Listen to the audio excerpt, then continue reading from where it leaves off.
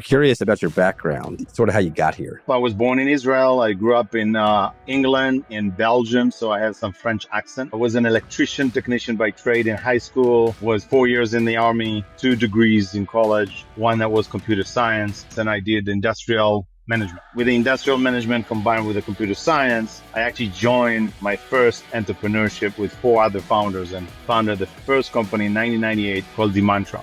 What did what did you guys do? What did you guys make? We needed to build a solution, which was the first thing that I've done and learned is that you better build a solution around the customer demand and what customer really needs. There was a demand-driven supply network. One of my co-founder really needed peanuts type snack for babies in Israel called Bamba. You can actually get it here in Trader Joe's. When you have a newborn and they start eating and chewing on it, the probability of having a peanut allergy is going down tremendously. A company like Oracle, is it as big of a difference as I think that it was between working for your own company and then all of a sudden working with a big company like Oracle? It was a huge difference. You suddenly have deeper pockets, but you need to actually maneuver to get the funds you need. And if you actually get the funds and commit on the growth and deliver the growth, guess what happens? They give you more funds. And then you can grow more. When you a small company and it's all about the people, it's much more manageable. When you're suddenly now one small cylinder out of a 24-cylinder engine, it's all about the people still, but you cannot touch all of those people. People buy from people, not from companies.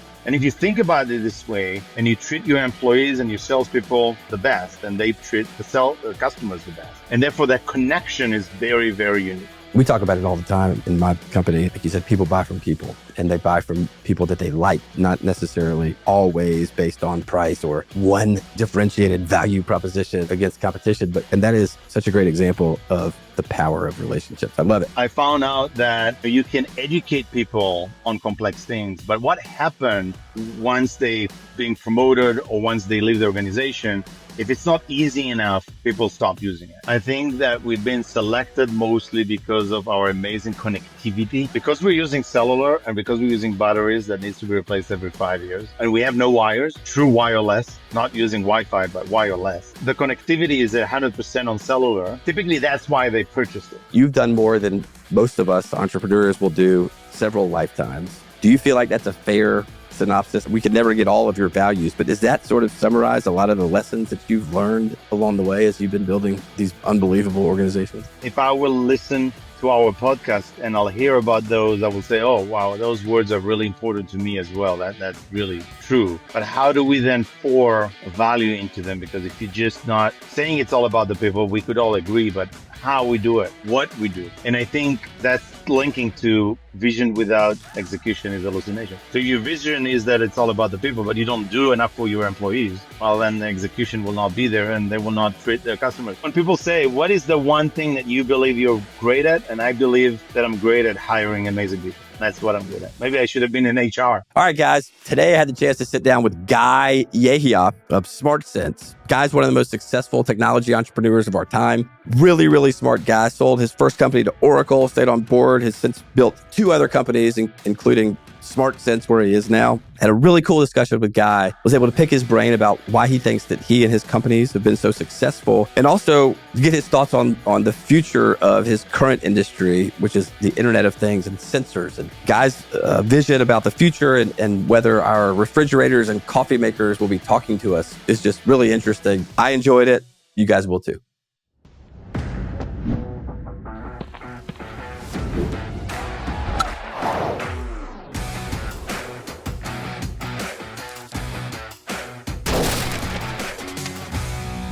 Boundary Breakers is brought to you by Carter & Clark. Guy, thank you so much for joining us. I always get excited when I'm able to sit down with entrepreneurs like yourself that are a whole lot smarter than me, that are innovating and bringing things to the market that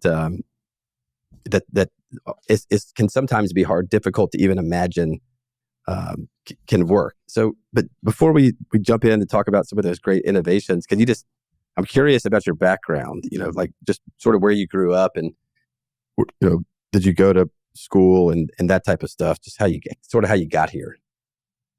Absolutely. So honored and humbled to be here. Thank you for having me. It's fantastic to join your incredible line of podcasters with you.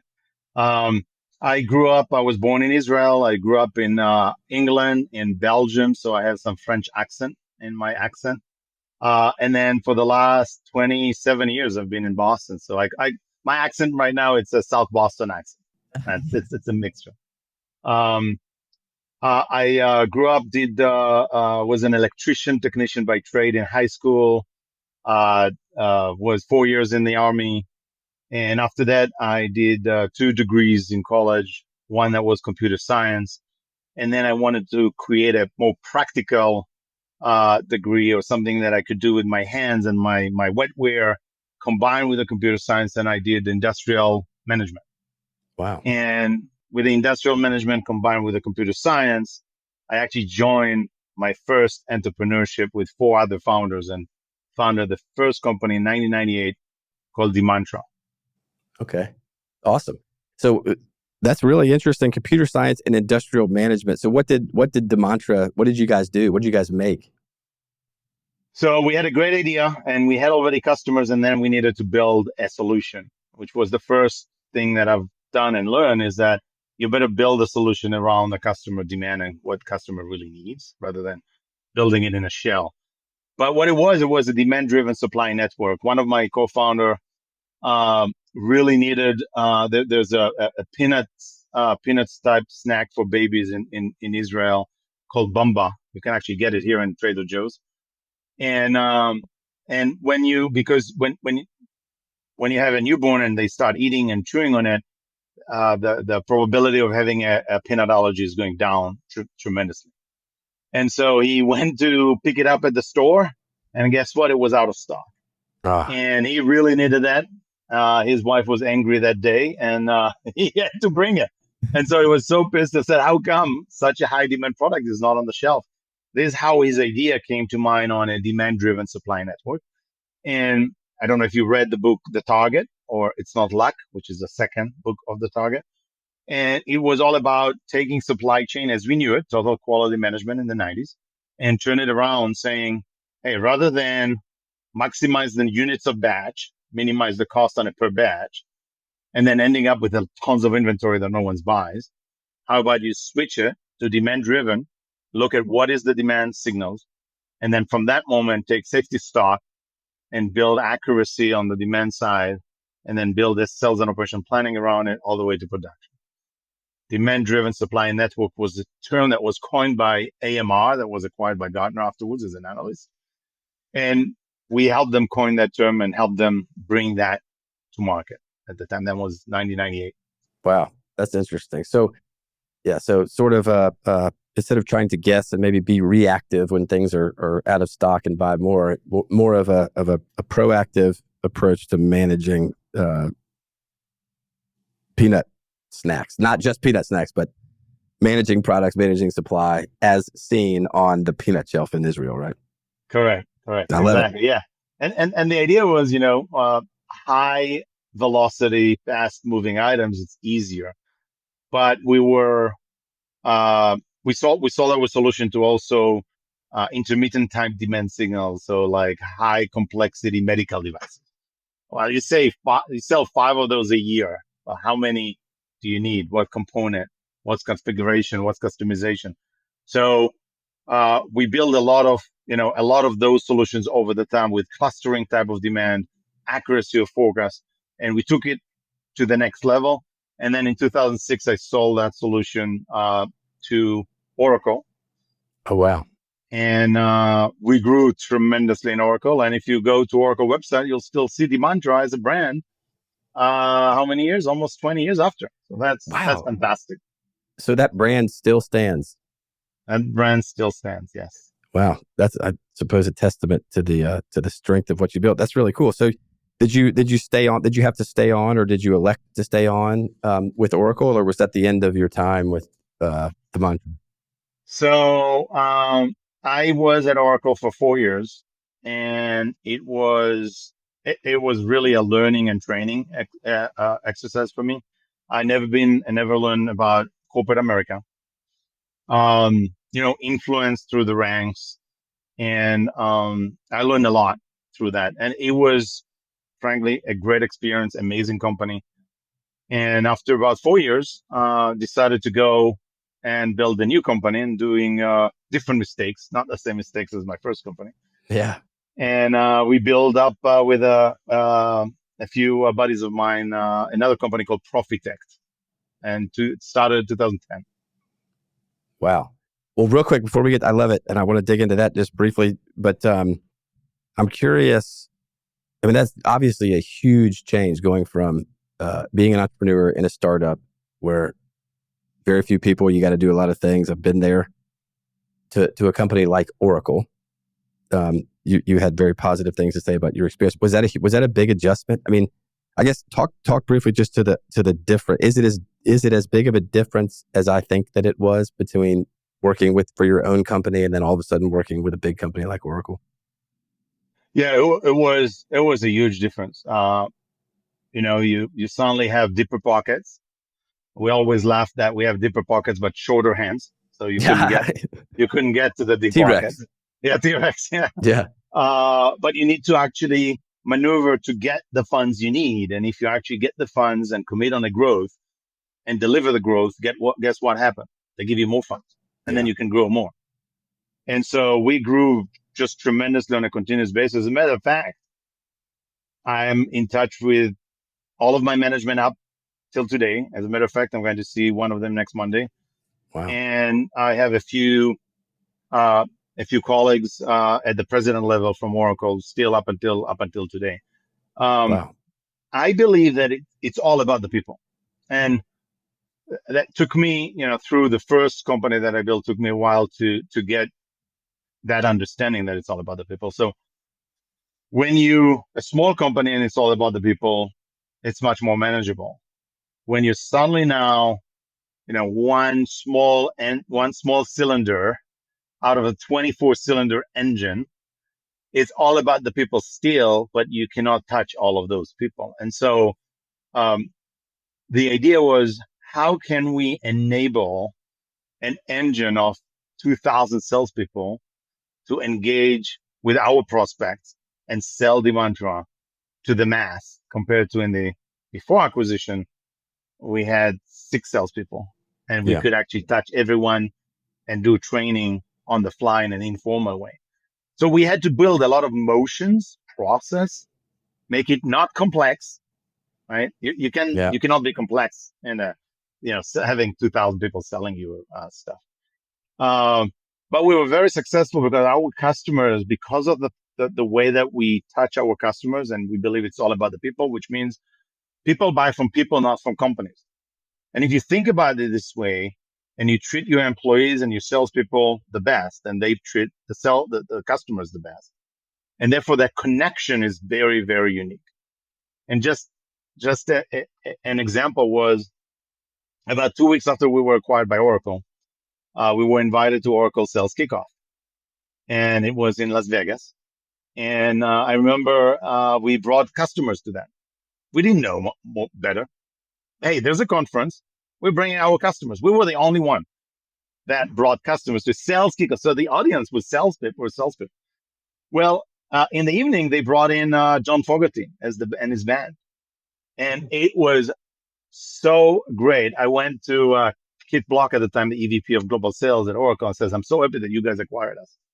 Because just that evening with my customers and John Fogerty, when we only have like 700 people in the audience, amazing.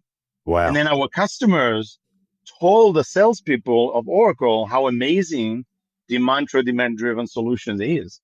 Now, if you're a salesperson and you're trying to sell to your customers, obviously you want to sell them something that will add value, something that is sticky, something that, they will have fun with and continue to grow their career. So if you have a customer coming and tell you that, guess what happened? Everyone was calling our team. Hey, I have a new prospect for you. I need your help, etc. And it just went really, really, really large, really quickly. Wow. That is cool. All because those connections were made, right? The people connecting with the other people. I imagine, you had it was a great group of people too, right? Otherwise they wouldn't have had a good time or wouldn't have enjoyed it. That's such an insightful example that I was taking a note as you were talking. I'm gonna share that with my team, not the specifics, but just the example of, we talk about it all the time in my company, that, like you said, people buy from people. and they buy from people that they like, right? Not necessarily always based on price or, one differentiated value proposition against against competition, but buy from people. And that is such a great example of the power of relationships. I love it. I love it. With external customers, I imagine that when you say it's all about the people, you also are speaking to building a team of people that care and that are genuine and that treat each other well and that want to do the right thing and help the business, which is a whole lot easier said than done sometimes. Yes. But if you look at our values at SmartSense today, the company that I'm at, caring is a major pillar. And when we say care, it's caring about each other as employees. Hey, I know you were sick yesterday. How do you feel today? Simple, right? But it's also caring about our customers. I'll give you an example from just Friday. A text that I got made my day and actually made my weekend afterwards. I think that Rite Aid went Chapter 7 and closed all their shop. Well, Rite Aid was a great customer of ours. They always came to our user code group conference. I knew probably two handful of people working there at the different levels. And as soon as they announced it, I told everyone, hey, please use my network, my team's network. Let's see how we can help you find a new home. And there were 3 people that didn't find yet a home, and they were actually not, pretty senior level. And we told them, for example, we're going to a conference next week in NACDS in San Diego. And I told them, hey, you know what? How about I'll get you a flight over. You come in, network with people. I spoke with the conference, and they're okay for you to give you what we call a passing pass, which is you're not working for anyone yet. Pharmaceutical very well. Come join us at the conference, learn from people, network, and maybe you'll find another home. And so one of those 3 texted me on Friday, hey, guy, I wanted to really thank you for everything. I just found a home. I'm a director of such and such at another company. Wow. And so, we care not just about delivering the value, but we really connect with the people because we are, I believe we're social animals, humans, that is. I agree. And you want to connect. Even I am I'm an introvert. People sometimes don't see it, which means it doesn't mean that I don't want to talk to people. It just means that it takes a lot of energy from me. And, but I really like to connect with the people, and that's also, it's energizing me, but obviously not too long because then I'm shutting down. Yeah. No, I'm interested in that topic as well. Introvert versus extrovert. And I think a lot of people get that mixed up, that they assume that introvert means quiet and doesn't like to talk. Extrovert means, loud, gregarious, but as you well know, I mean, the real definition is what gives you energy, or the inverse is how much energy does it take for you. Sometimes for people like me, I tend to be more of an extrovert. It's very easy to carry on a conversation and can give me energy from others, where my wife, for example, is an introvert. She talks to everybody, but has to be alone in order to build up her energy. Exactly. Adam Grant speaks about it in some of his books. Fantastic. Okay. So definitely a recommendation. Think Again is a great book by Adam Grant, and also follow him on Instagram. He gives you some great insights every day. I definitely will. That's a topic that I'm very interested in. Adam Grant. All right, we'll do. Love it. Love it. Love it. All right. So I got us on a diversion there, but you were telling the story. So you just said that you started Profit Tech with a couple of buddies. So yeah, what did Profit Tech do, or what did you guys make or sell? So through the learning of the complex supply chain or demand-driven supply network extravaganza that we built, I found out that you can educate people on complex things, but what happened once they being promoted or once they leave the organization, if it's not easy enough, people stop using it. And the second piece is that if I'll give you, Brandon, an Excel spreadsheet with numbers, I'll look at an Excel spreadsheet with numbers. I'll ask you, what is your takeaway? You can be A and I will be Z, and we'll be just going in different directions. And then I will show you, I said, what, didn't you see that it's the Bombay is out of stock? You didn't see it in the Excel? And so Profitect was all about that. We coined the term prescriptive analytics. Today, everyone knows what it means. But at the time, it was just us and Avaya, two separate companies, separate industries that we coined it by chance at the same time, same time frame. And prescriptive analytics was all about that. Let's analyze, analyze a snapshot of what happened, analyze what are the risks today, analyze what will happen. And then if something that will happen is bad, create an action today and optimize the outcome. And then the action today could be, hey, you don't have any more bottle of water on aisle 8, go to the back room, bring the water, put it in the shelf, right? Doesn't matter how we found out about it. Machine learning, algorithm, AI, simple math, doesn't matter how. But when we find, instead of sending Excel with the findings, just tell them what you found and tell them what you want them to do. Again, because we believe most people want to do the right thing. You just need to tell them what you want them to do, and they will do it. Gotcha. Right? So instead of just providing analytics, a whole bunch of data for somebody else to derive a conclusion from, you provide, or you prescribe the action that should take place based on the analysis performed. That's I've never really thought about the term or the detail behind prescriptive analytics, but that's good stuff and very smart. So was that outside? That was totally outside of Oracle. Yeah, it was Profitect. It was the name Profitect is protecting profit through the right actions. Gotcha. And so we target the most complex industry with a lot of people and a lot of nodes, because we believe that if you have a lot of people involved, you have a lot of nodes involved, you have a lot of Excel. And this industry is retail, because in retail you have a lot of people, you have a lot of Excels, and they kept sending the general manager of a store Excel to do their job.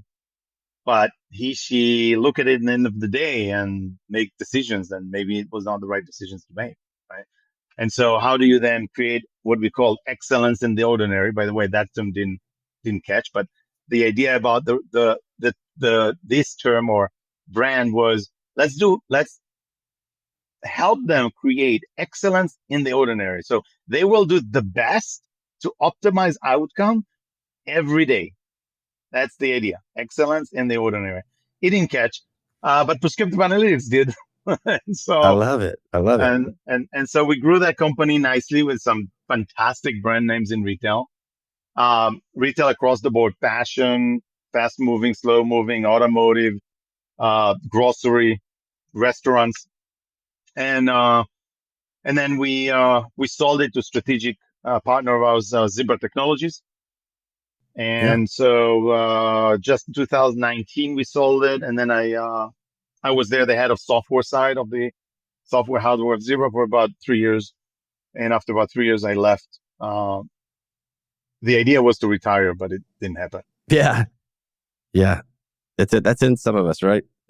Sitting still isn't in the cards. But I love excellence in the ordinary. It reminds me of a sort of a similar phrase that how you do something is how you do everything, right? To the extent that you're going to slack off or make a poor or negligent decision in the ordinary, right? That's going to bleed over into everything else. And if you can stack on a bunch of excellence, then, next thing you know, you've risen to a different level. But I love that excellence in the ordinary. I may have to steal that one from you too. Absolutely. Just put small TM and then by guy. And you got it. You got it. No, please. It's my pleasure. Use it. Good stuff. All right. So that was two very successful entrepreneurial ventures with a, like you mentioned before, a bunch of great people that helped you do it. So now on to what you're doing currently. Tell us about SmartSense and how all this came about. So about 3.5 years ago, I met Ron Konechny, the CEO of Digi International. And the discussion was joining their board or doing something else and where I was. And he said, how about you're a great operator? How about you just take one of the company, SmartSense, and help it grow? The issue at hand was that this company, which is a condition monitoring solution, grew double the size through COVID, because in COVID, if you remember, both Moderna, Pfizer, Johnson & Johnson, all of those, on all of those type of vaccine had to have ultra low temperature in order to survive the route. Yeah. And so in order to do that, you needed to have condition monitoring. So they sold through the wazoo. Now COVID ended. Hopefully we believe there's no more COVID ahead. Yeah. But Guy, now it's your turn. Continue to double it up. How can you double it up? And I analyzed the market and I found out that, IoT is prime for growth because it's very fragmented. There's a lot of companies that provide a lot of different sensors. But there's not a lot of companies that dominate the market. And there's not a lot of companies that serve the customer the way that I want to serve the customer. I then looked at interviewed some of the customers. The customer were talking about great people. The customer were talking about great products. The customer also talking about some of the things that, how many times the customer success managers was replaced. And so I built up relationship with someone and then they left. And I looked at the retention of employee retention, customer retention numbers were not great. And what I found out is that it's something that through growth, you typically impact. I think it was Thomas Edison that coined the term, a vision without execution is hallucination, right? But the vision was there and the execution of that team was pretty poor. And it was not poor because of the people. It was not poor because of the technology. It was poor because of the way that they built. They were acquired different companies and they didn't integrate them well. When I came on board, I still saw different type of shirts. Rather than have a SmartSense shirt, you had that shirt and this shirt. And you had a little bit of the blame game. And I told myself, hey, this I can solve because I acquired. So through Oracle and Zebra, I acquired companies and integrated them. And so I could definitely solve that issue. If the technology is there, the people are amazing, customers saying that everything is good, I can fix that. And so what we did is we actually put together, I committed on the first year to keep it flat and just reorganize for scale. And reorganize for scale was changing the culture, creating the care, creating, all of us are working for SmartSense by Digi. Let's care for the customers. Customers come first. Let's deliver every time a +1. What is a +1? Well, a +1 could be, hey, Mr. Customer, I'm on the way to meet you. I stop at Starbucks to get my coffee. Do you need anything? Do you want any coffee? Not because of the monetary coffee, because I'm there anyway. And he's human and he may be addicted to coffee like me. Yeah. And so, or if you go there, I actually went to one of the meetings with 4 people and we saw a lady with a flat tire on the side. We stopped by to help her. We started helping her and then her AAA came by anyway. But my team said, hey, but we're going to be late to the meeting. And I said, let's make sure that we're not too late. But if we're 5 minutes late, but we delivered a +1 for someone. Yeah. That's good. It's good for us, good for everyone. So we start creating those +1 stories. We start caring for the customers more. We saw that the employee retention went up. We're losing less than 2% on, voluntary leaves. Another thing we did in IoT, and I started talking about the fact that it's fragmented and there's no dominant. What I found out is that in order to create a better ROI for the customer, we may need to collaborate with our competitors. And when I actually present that to the board, they said, wait, what, Guy? What? Why are you going to do that? And I said, listen, if they already invested in a sensor, why would they go and buy from us all of their sensors? They just invested.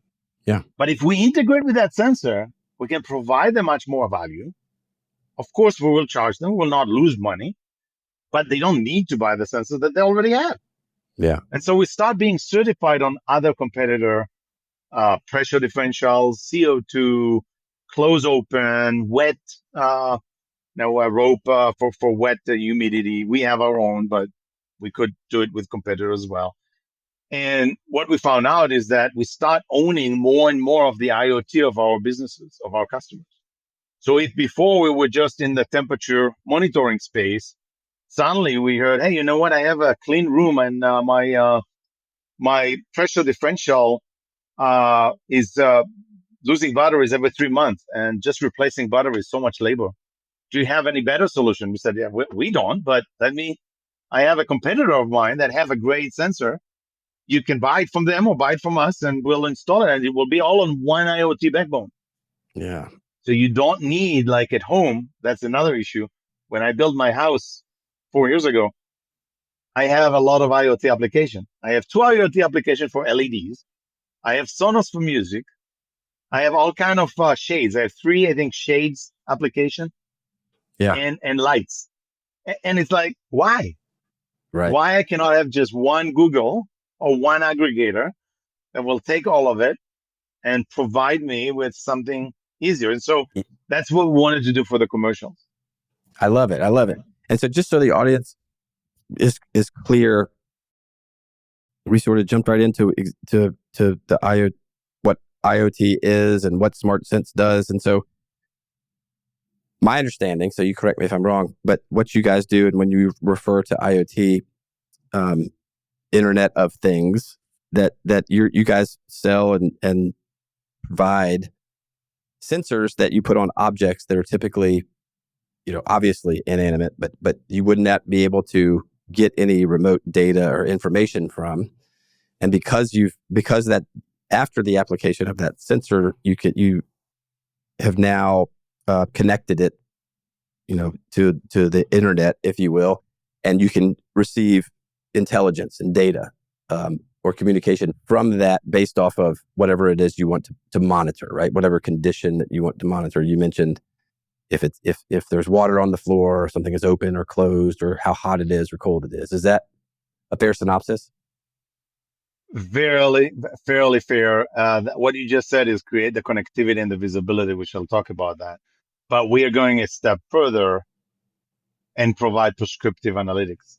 And so if the door is open, is it enough to say, hey, Joanne, the door is open?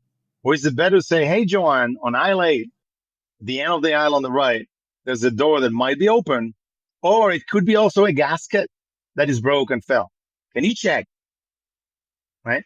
Gosh, so yeah. It's different than just saying you have a leak of air at the end of the row there, right? Well, now this is interesting, yeah, because the what I've noticed is in my own personal use of this thing, you sort of get this kind of boy that cried wolf effect, or you can if like if you have a sensor that beeps every time a door is open and you have a big family, right? You almost sort of ignore it.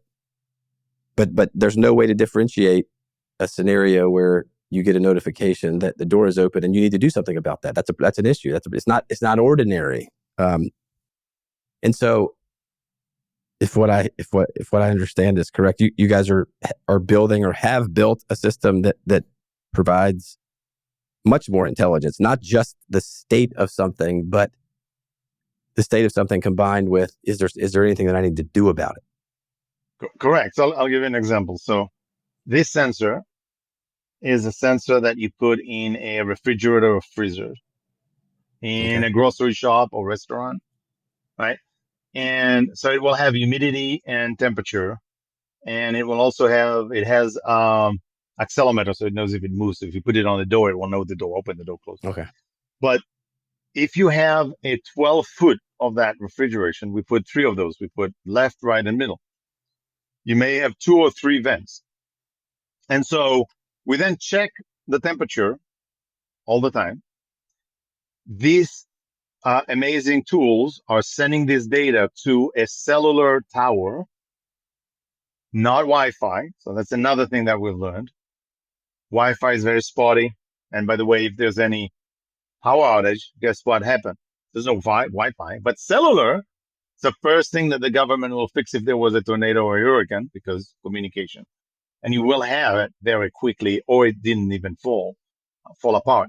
And so this communicate through a gateway to a cellular and send the data. Now we get continuous data, and we learn from the history, the degradation and what it means. So if the left side degraded by a certain percentile on a certain area, we can identify that it's the left door. If it's the middle one and the degradation is a certain threshold and log behavior, it could be that it's over inventory and the fan couldn't move the air because you put too much inventory in that area. So we can say, hey, Joe, can you please go and check? There's maybe too much inventory in the middle of the refrigerator. Can you move it to the side?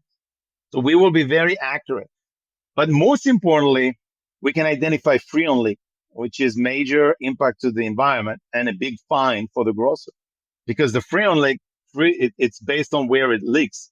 You will see that area being actually warmer very quickly compared to others. And that behavior will say, hey, immediately, automatically send it to a system like a Channel Now, FEXA, service channel, to create a ticket to have a technician being expedited and fix it before you get a ticket, right? And so without the touch by hand, you have an automatically ticket created and a technician will come and fix it. Wow, that's pretty impressive. What's behind that? Or is it you guys building or leveraging AI platforms in terms of the prescriptive analytics part of it? Or how do you, like the anomaly detection? I mean, how do you know? I guess the better way to put it is door open or closed, but is the door open or closed, or should it be? Is a door that's closed but should be open, or door that's open that should be closed? Like the it's almost like the context behind the data, right? Yeah, it's the behavior of the data. So about 2 years ago, we hired an amazing woman. She has a PhD in math. And she was working in helping farmers to identify when to put pesticides, when to water the land based on weather and and she got so much information and data. And all she did, her system went to a farmer and says, I need you to water tonight at 6:30. I need you to put pesticide around 8:25, right? So again, it's prescriptive. So when I interviewed her, I said, oh, you're the perfect candidate for that. Please come on. Let's hire a few more people. I'll give you all the data. We have 12 years of data, right? Oh, wow. We've been alive for a while. I need you to start analyze and find behavior. And the first thing she said, listen, as you just said before, we need to minimize false positive. Because if you can reduce 30% of the calls and create 90% true positive of action, that's the best. Now, when we say false positive, it's not false that, hey, it was not warm at 50 degrees when it needs to be 40. No, it was 50 because that's what the sensor said. Right. But maybe it's 50 because someone opened the door for a second and actually closed it already, and it will already be fixed automatically. You don't need to touch anything. It's just an anomaly for a second and it will come back down. It's irregular behavior. Another example.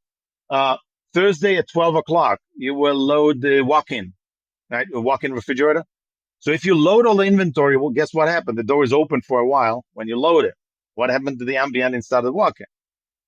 Changed temperature because the door is open for a while. Yeah. Well, if it happens every time at 12 o'clock on Thursday, our system will learn that it's a behavior that is regular. And therefore, it will suppress the alarms and call only when it's a true, if someone forgot to close that door after an hour and it continued to deteriorate, well, then it will say, hey, Chris, can you go and close the door? It seems that someone forgot to do it after loading the dock, right? Yeah. So that's what she built. And she continued to build stuff. And the next thing is using Gen AI for prescriptive analytics. I already saw the demo. It's amazing. Wow. It's basically you say, hey, SmartSense, what can you tell me today about my assets? Or, hey, I have $20,000 to replace capital to replace an asset. I have 2,000 assets in my network. Which asset should I replace? And it will tell you. Wow. And so that's coming next. That will be huge. Oh, that's amazing. That is amazing. So what other, do you guys, does some of your sensors sense location or provide location? Did I read that? correctly, or other than the refrigeration, tell us about some other data or information that the sensors help with. So I think I think I missed a part of the success of SmartSense, which is 90% because of its people. And when we hire the people, we hire for passion. And for example, my CTO and the head of hardware, those are two separate people that are innovators. When you think about innovator like Einstein innovators, right? They always think out of the box. They have ideas through the wazoo. And every time I tell them, well, can you find me a customer that will want that before we go and invest in that? Yeah. And taking lessons from my first company, right? Hey, let's build it with a customer. And so they came out with this idea. You see that thin credit card size sensor, right? Yeah. And they plug into that, and I have it transparent here. They plugged into it a battery and a GPS locator, a temperature, an accelerometer, magnetometer, and a light sensor, all in that. Wow. What is it good for? Well, if you put it in a case, it will tell you where it is using GPS down to the 10 meters, right? 3 satellites, 10 meters. You can even go more satellite, lower than that, but you don't need more, lower than that. 10 meters, fine. If you don't care on the accuracy, you can even triangulate it with cellular and get it almost a mile radius accuracy. Depends on what you need. And the difference is the battery consumption, right? Because if you need the satellite, consume the battery fast. But then it will actually tell you that the box was open because there will be there's light sensor. So it tells you that there's a change in light. There's an edge computer that the change in light wakes it up and tell you, hey, I'm here. I'm here in Utah and there's a change in light and it's a destination that you told me that I will be at. So all good. Or it will say, hey, I'm in Utah. I'm not supposed to be here. Please come and find me if it's a theft or something, right? Right. And then it has also impact. So if the truck hit anything, so if you put an appliance, you get an appliance and it has a dent in it. I don't know if you know, but insurance will not cover it for the retailer because you cannot identify where did it happen. Oh. But if you have a dent and you call customer support, and customer support look at that data and says, you know what, I see that. When it took a ride in Lehi, Utah, I see that it hit a curb or something because there was an impact. Let me go and have an insurance cover and I'll ship to you a new appliance because you know exactly where it was. So you can then apply insurance for that. So that we just released that not so long ago, and it has some tremendous successful pilots today. Not fully loaded yet, but very successful pilot within just a couple of months of using it. That's incredible. Is it intended to be a one-time use, like a disposable? So, or is it supposed to come back? The idea that we had beforehand was that it's a one-time use. But guess what happened through the engagement with customers? They said, if it's one-time use, it's too expensive to go on a case that is less of $5,000. And so we actually came out with what we call T1 and T1R rechargeable. And the T1R is a rechargeable. And so you can reuse it if you have a reverse logistics. So if you actually have a circular supply chain, then we'll provide you in a cheaper on a case-by-case basis using the rechargeable one. If you don't, if it's shipped into a clinic that will never come back, then you better have a disposable one. And think about it, it saves lives. If you ship a cancer treatment package to a clinic, right? You know exactly where it is. You know where it comes. And 20 minutes before it arrives to the clinics, you get an alert saying, hey, guy, make sure that someone is there at the clinic to accept it so it doesn't change. It doesn't stay outside on the sidewalk in the sun and get screwed, basically. And so you prepare to accept that package. And that's another value. Gosh, that's fascinating. I mean, I could imagine dozens of scenarios. We've all had packages. We've all had things get lost in the mail.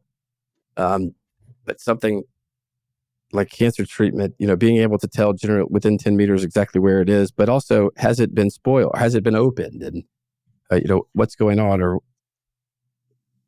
And then I suppose you would be able to tell if it's temperature sensitive or environmentally sensitive.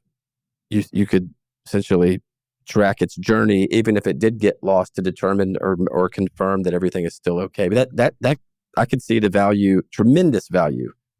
And there's so many cases that we're learning. We didn't even think about. Like, I'll give you an example.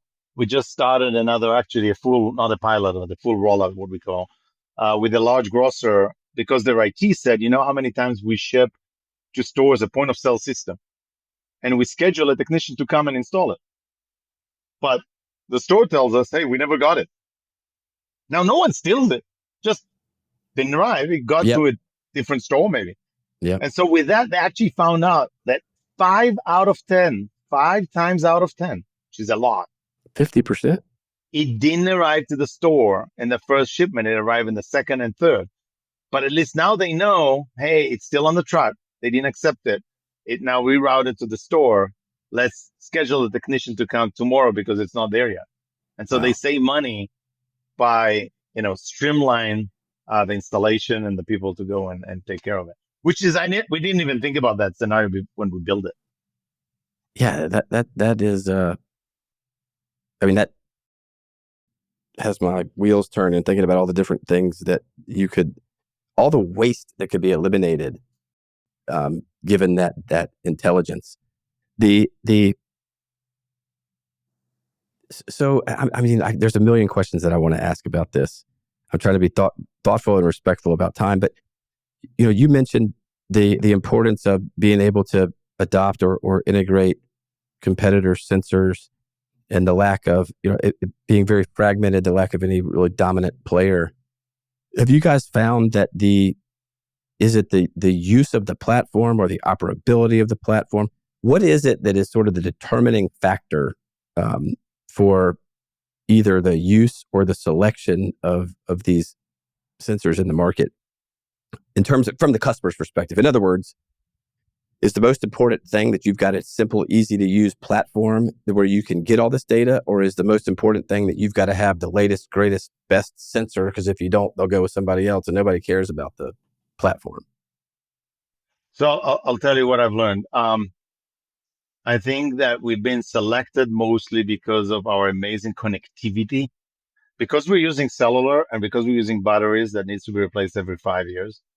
And we have no wires, true wireless, not using Wi-Fi, but wireless, no cable, no wire. Right. Sometimes it takes a while to explain what it means because people say wireless. Oh, I have wireless.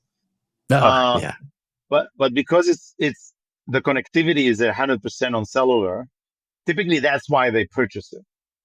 But what they figure out later from an ROI perspective is that they get the ROI because of minimize false positive, maximize efficiency, maximize labor productivity, and then guidance and prevention of failure of assets. So you get better assets longevity.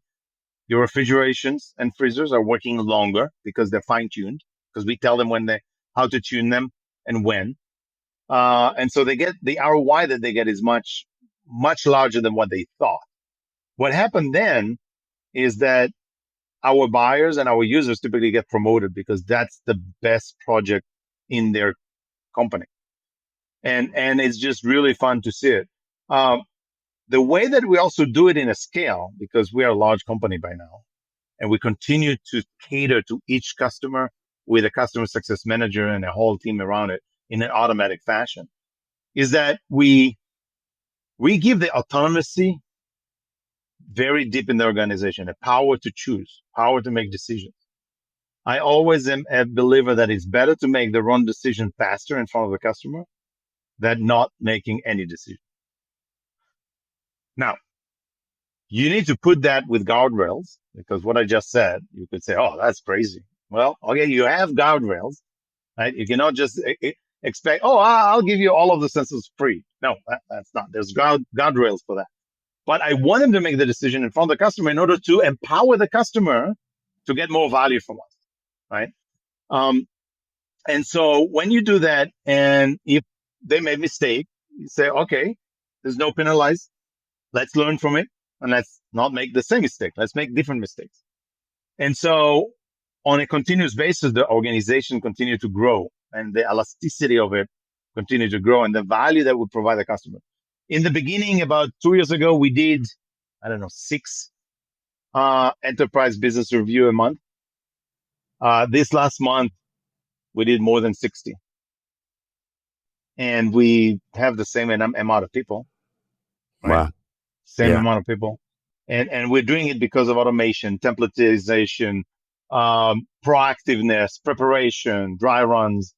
And the customers seem to just love those, because every enterprise business review, when we do them, we come with, hey, Mr. Customer, this is what we delivered for you with your team in the last month. This is the dollars. This is the engagement. And by the way, when we put you against other peers, we see that those are areas that you can improve. And the area that you can improve will actually save you X amount of dollars on top. Let's go and get that and come back to you in a quarter, see how we did that. So if you prescribe, even in an executive business review, the connectivity between people, again, let's go back to the basic that I talked about before.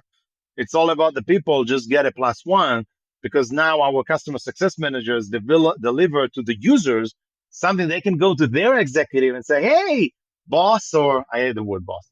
Yeah. Hey, C-level executive, see what my team just delivered for you, and this is what we're going to deliver next. And so we help them in their career. It's a lot of fun. And by the way, we bring everyone together every year, and we created a community. And when you create that community, then you have a very high retention of customers, because you not longer just sell them sensors. You sell them value for their career, value for their companies. You sell them a network that they can deliver and create by themselves at what we call live, which is our user conference. We have the next one is October 22nd in Nashville. It's being run by our customers. They are speaking, and they decide what to do. Besides, I have 2 hours with my team to present what we're going to do next year, but we're there for 2.5 days, and I only have 2 hours. That's it. Wow. The rest is run by our customers. That is really, really cool. Really cool. That's the evidence that there is an actual community. I think a lot of people say things like that, but yeah, the proof's in the pudding, so to speak. So you guys provide a lot of, I'm trying to think of how to select one of the like 50 billion questions that I have, but I think maybe the most interesting would be, you guys provide a lot of insightful data and prescribe, based on that data, actions that are very valuable and helpful to your customers. And I can visualize and understand, particularly the refrigeration example and the freight and logistics, the location and state or condition monitoring or condition state. I don't know how you exactly say it, but the little card. I imagine that focus is probably difficult for you guys, because I'm sure there's 100 ideas a day about, we could also do this, we could also do that. But what do you see over the next, in the future, if you will? This is very open-ended questions, so forgive me, but I think we're just getting used to having things like our coffee maker is connected and can provide us data, and our oven and our, but what does this look like 10, 20 years from now, on the enterprise side of things, the business side of things, for people running business? What can you envision a future that is very different than where we are now? So number one, just to ground everyone on how and why we're successful, it's all about the people, about the go to market. Because we serve 5 sub industries: healthcare, pharmaceutical, retail pharma, groceries, food service, restaurant, K-12 catering, higher education. We put a person, a leader in every one of those go to market, and they make decisions. So it's very, very much focused. How can I grow my area? So when I say that we empower the people to make decisions, is empower them with a guardrail, give them objective they can achieve. They are very aggressive, I can tell you that, but that they can achieve it and we can celebrate it. And if you would ask me, what is it that my team can improve on, is celebration, because I think we're running so fast, so high, that a lot of time we forget to celebrate things, right? We just, hey, let's have a drink and that's it. Oh, toast, fine. No, celebrate it. Make sure that everyone knows that we're celebrating it. We achieved that milestone. Let's go to the next one. So that's what I'm not good at it. I'm always running 150 miles. That's what drives me, by the way, if you ask about energy. 20 years from now, I believe that the IoT finally will have a connectivity like an iOS, either a Microsoft or an Apple, think about, even there will be probably a stronger IoT provider, similar to NVIDIA for AI. If you ask yourself 20 years ago, what would be different with the chips, and will Intel be the king? Yeah. You would never assume that, NVIDIA will come, will dominate AI. So I think that in IoT, there will be more dominance, but the companies that will strive will be the one that connects everything and automatically connects things to be better and serve the people. So, I'm looking at robots, not as robots, but mostly as cobots, which is collaborative robots with people. It's not replacing the person, it's make the person better. So the person have more time to do what they do best. What a, recursive, the same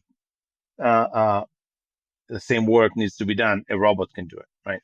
And so if you look at the IoT and you say IoT includes also robots, there will be a lot of excitement around salad making and food making and dispensing of medicine and home care, healthcare. I mean, it's a market that's growing significantly faster than any other. I don't know if you following that, but in healthcare, people are healing faster at home. That's a fact. And yet we kept them in hospitals because we need to monitor them. Well, how about if we can monitor them at home and we can cater and scale it at home? And so this segment is going up and to the right. And so all of those IoT sensors can connect. I have the Whoop, You have the Ring, they all are Ring. You have a lot of. So we will actually take IoT to both the commercial and B2B as well as to consumer, and it will all work in tandem in a harmony way, right? We will commercialize the consumer IoT into the B2B. That's what we're trying to do. Make it easy. Why does it need to be complex? Implementation. Yeah. We went with a nice pharmaceutical company that had 2,700 clinics. We implement all of their clinics, full monitoring and training everyone, less than 12 weeks. 2,700. In shipment, installation, fine-tuning, calibration, training, checking, go. Less than 12 weeks. It was the best project, under time, under budget, over-delivered for that organization. So there will be more of that. And I think 12 weeks is too long, by the way. Mm-hmm. So that my team, if my team watched it, they said, hey, guy, are you excited about 12 weeks? You were never excited when you delivered it. I think 12 weeks is too much. We need to do it faster. But the customer thought that they will do it in 9 months. So, wow. Can do other things in 9 months, but not delivery of IT needs to be fast. Yeah. Gosh, that's fascinating. 2,700 clinics, I'm sure, or potentially multiple sensors per location. That's a lot of logistics. So what about one more question, and then I got to wrap us up because we're running out of time here. But the data that's coming out of all these sensors it's not only valuable to whoever owns that asset, like on a with regard to the prescriptive applications, like, hey, somebody go shut that door. But combined, I suppose, is probably very valuable to a lot of other industries as well, and a lot of other potential stakeholders. Who owns that data, and where is it being stored? I foresee there being a lot of fighting over whose data is whose and how does all this work out, and help us understand how that works with the data that you guys collect, and where it falls between the line between your customer and what else is happening. So the data, the customer owns the data. And actually, as a matter of fact, if they need the data and they want the data, we give them the data free of charge, downloading it, dumping it, as they say. Yeah. But you're absolutely right. There is some friction typically between different organizations and the customers. So if we sell to a grocer, is it the food safety? Is it the loss prevention? Is it facility management? A lot of time facility says, we have already some systems that tell us when the machine broke. I don't need you to tell me. Well, we know before it breaks. Oh, that's interesting. And so sometimes they actually push back in the beginning because they say, I don't have time. I'm fixing.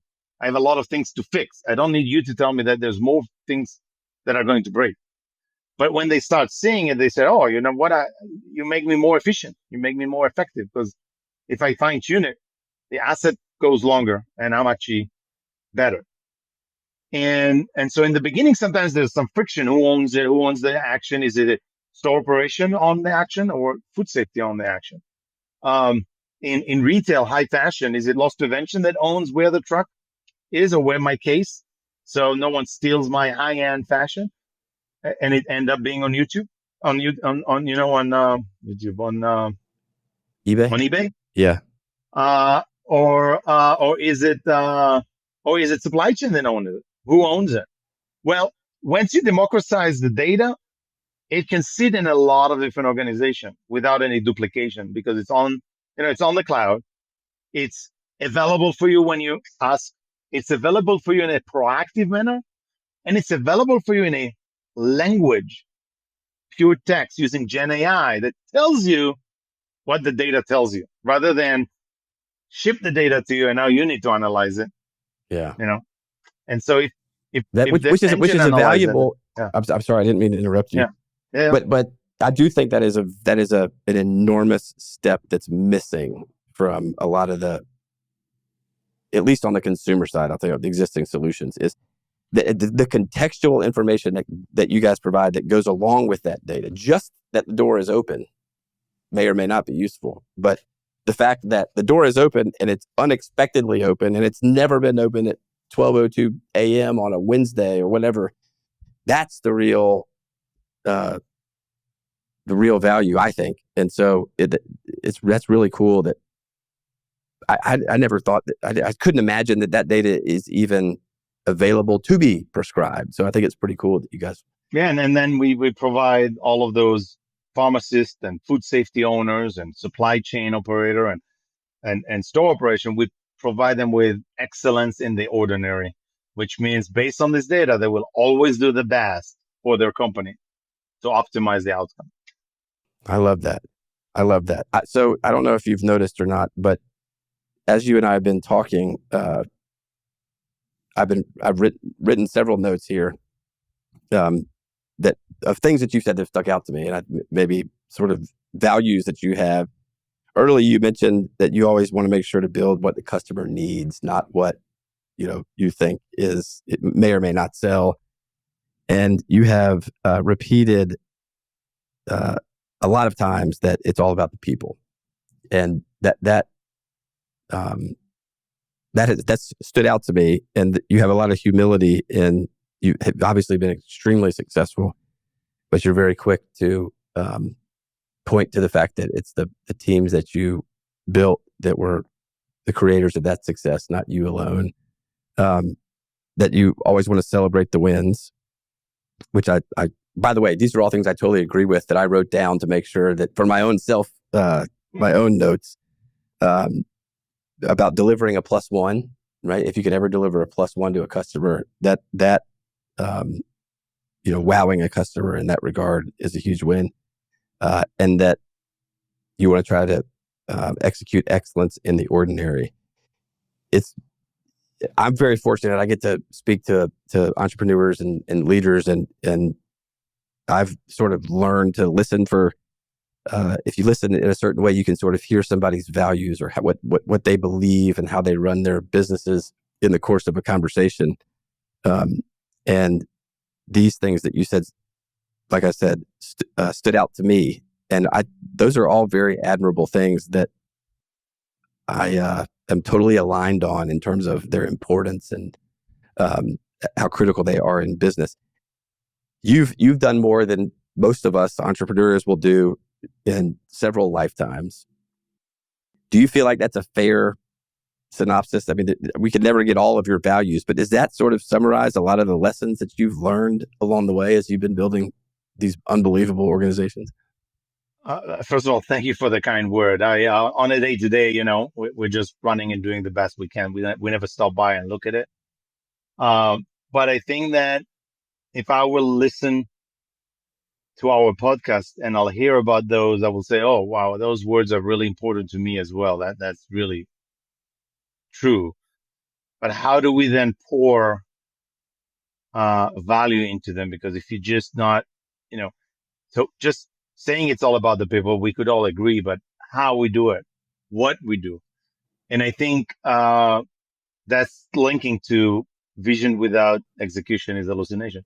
So Yep. your vision is that it's all about the people, but you don't do enough for your employees. Well, then the execution will not be there and they will not treat their customers. I mean, I went to our customer success summit the other day, and my head of customer success made everyone a shirt, SmartSense. What our tagline is, creating raving fans. And so he bought everyone the book, creating raving fans. And that's what they did. That was the theme of that year, right? I love And it. so I never guided him to do it. I didn't need to. It was all him, right? And so when people say, what is the one thing that you believe you're great at? And I believe that I'm great at hiring amazing people. That's what I'm good at. Yeah. So maybe I should have been in HR. Yeah. but Well, I yeah, think you're right where you need to be, and I also think that that's quite the superpower to have. And one of us or ourselves, we might be able to make an impact, but a whole lot of us can make a tremendous impact. And you are clearly talented at building teams and finding the right people to help you execute those visions. Guy, I am so sorry that we have run over, and I do not want you to be late to that's your next fine. appointment. So I'm not going to ask any more questions, even though I've got a million. But this has just been fantastic, and I nerd out on these particular things. I love what you're doing. You clearly know what you're doing in terms of building, regardless of the industry. So, kudos for all of the success, and we wish you the best of luck with SmartSense. I'm going to go dig through. I was only able to dig through a little bit on the website. I'm going to go dig through and check out some more of it. But is there anything that before we cut it that we didn't get to that you would like to make sure that we talk about? I put some notes, but I think we hit on most of them. Great. Accountability. We talked about accountability, autonomy. You know, when you asked me about staying ahead on the IoT, and I spoke about it, I think that when you double click on that area of what's in the future, everyone talks about AI, but if we can do AI driven automation, I'll use the word automagically, right? Yeah, here I've heard that. And so if you have automagically things that guide people and that join not just an AI for AI, but AI to generate the value and automagically do stuff and add value to people, I think that's really critical.